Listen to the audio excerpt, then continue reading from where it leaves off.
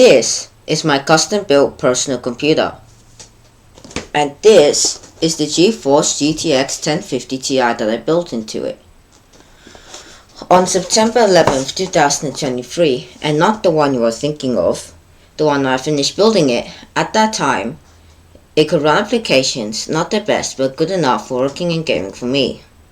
But compared to today's standards, it is considered falling behind. And this is not just an opinion of mine. Holy crap! So, before I start the window, and I bought these as an upgrade. I'm also doing this now because otherwise, the RAM crisis would postpone this plan from a week to a century. Because I'm kind of broke. Oh yeah, has affected our lives.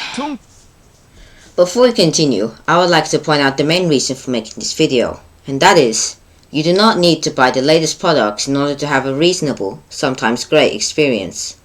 My current PC can run Horizon Zero Dawn at 1080p fine using these two sticks of 16GB DDR4 3200 MHz of RAM and the previously mentioned GTX 1050 Ti, as well as the other components it has. It is also not necessary to upgrade to DDR5, as standdesk.eu quotes. DDR4 motherboards can be a smart choice if you're upgrading an existing DDR4 system, you already own good DDR4 RAM, you're building a value-focused PC, you don't plan any major upgrades later, or your workload isn't memory heavy. And those were some reasons why I chose this specific motherboard. Now, these new components are 3 3/4 and 3/4 yards respectively. I believe, although I may be wrong, that they are considered old in social generations. And from other sources, I can confirm that they perform similarly well, at least in my scenario, when running moderately hard applications compared to newer ones. And this statement doesn't only have to apply to PC parts. My Raspberry Pi 4 is 6.5 years old and I still use it for coding and building circuits.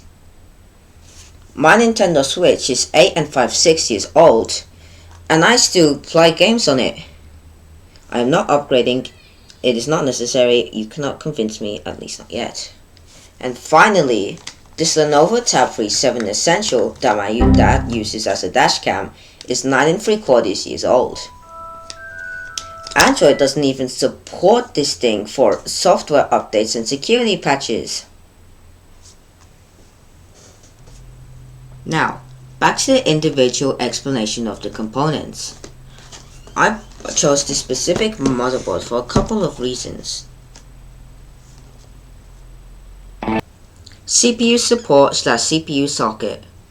It physically has an AMD AM4 socket for Ryzen desktop processors, but can only systematically support up to the 3000 series. Also, it is not compatible with AMD Athlon processors. Chipset: AMD Pro 565. Chipset is like a communication hub. Memory: 4 DIMMs RAM slots, and can support up to DDR4 4733 MHz with overclocking. This is good because I already have the previously mentioned 2 sticks of 16GB DDR4 3200 MHz of RAM. Expansion slot: 1 PCIe 4.0 x16 32GB per second, 1 PCIe 3.0 x16 16GB per second, and 1 PCIe 3.0 x1 1GB per second. It's best to put the RTX 5060 Ti into the 4.0 slot, but since that's built for 5.0 x8 PCIe, I can only use 50% of its power. Graphics: integrated AMD Radeon Vega series graphics in a Ryzen series APU. Supports, not has, supports for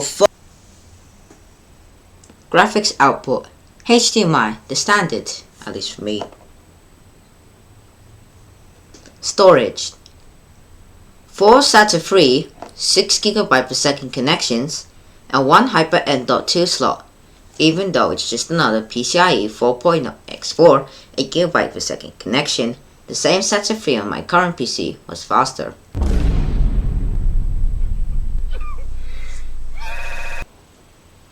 USB.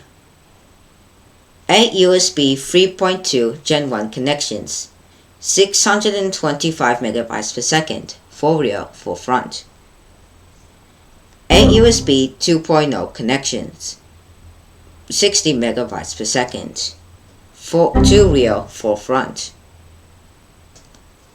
Audio. 7.1 channel audio with an audio codec of Realtek ALC 1220, and the 7.1 channels being subwoofer, center, left, right, surround right, surround back left, surround back right.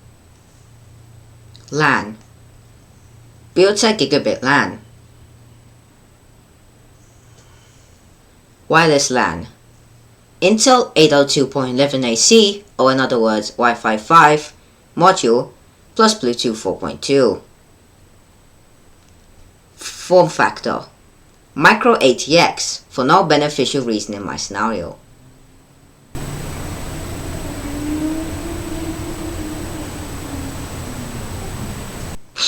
You recorded.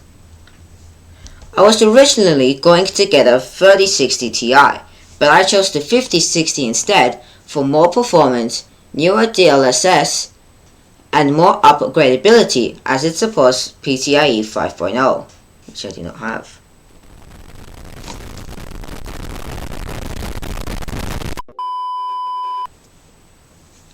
Finally, I would like to point out that AMD graphic cards were an option. They are cheaper and more powerful. So why did I choose this? Well, it's because of compatibility. AMD's cards are good for simple gaming tasks, but when you need to run Sigma aura farming applications like Blender, you're gonna need some really well compatibility so that nothing crashes and you keep all your save files. From personal experience.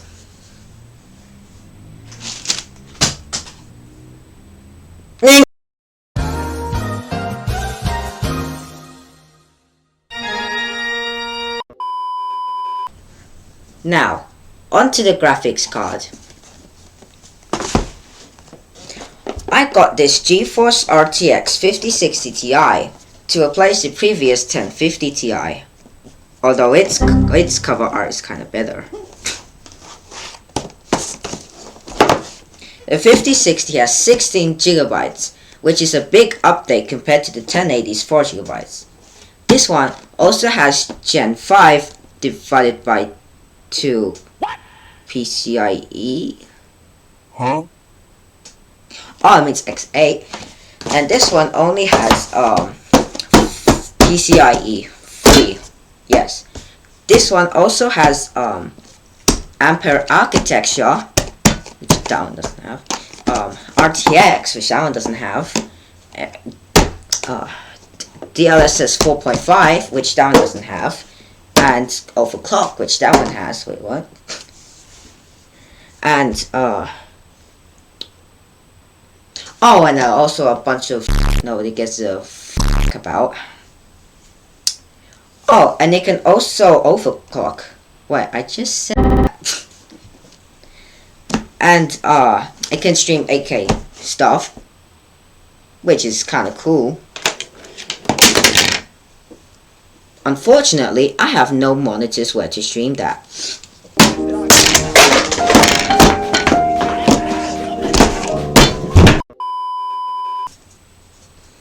And finally, the AMD Ryzen 7 5700X desktop processor. This 8-core, 16-thread processor has no integrated graphics, making it cheaper, which is good for me.